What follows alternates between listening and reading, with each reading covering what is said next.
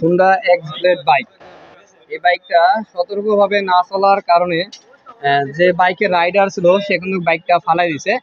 আমি যতটুকু জানতে পারলাম বাইকটা প্রায় 80 অথবা 70-এর মতো টানা ছিল, যার কারণে রাস্তার যে স্পিড ব্রেকার আছে, স্পিড ব্রেকার না বুঝে একটু জোরে টানার কারণে গাড়ির ব্যালেন্স নষ্ট হয়ে গাড়িটা পড়ে যায়। পড়ে যাওয়ার পর এই যে দেখতে পাচ্ছেন বাইকের পিছনে যে ব্যাক প্যানেলটা এটা ভেঙে গেছে, আমাদের যে কেরিয়াল ভেঙে গেছে, এরপর বাইকের মাঠঘাটটাও কিন্তু আমাদের টাল হয়ে গেছে। বাইকটা যদি আমরা পিছন দিক থেকে দেখি তাহলে বাইকের যে চেসিসটা, ব্যাক চেসিসটা আপনারা অতটা বুঝতেছেন কিনা, তবে একটু টাল আছে, বাম দিকে চাপ খেয়ে টাল হয়ে গেছে।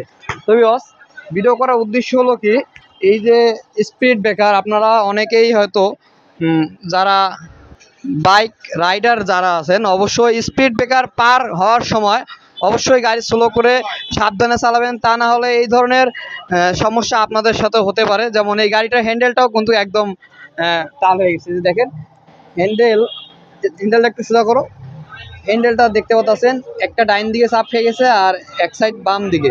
তো এই ধরনের দুর্ঘটনার হাত থেকে বাঁচার জন্য, মানে এক কথায় এই ধরনের দুর্ঘটনা যাতে আপনাদের সাথে না ঘটে, এই জন্য অবশ্যই স্পিড ব্রেকার দেখে বাইকের গতি বুঝে আপনারা বাইক রাইড করুন।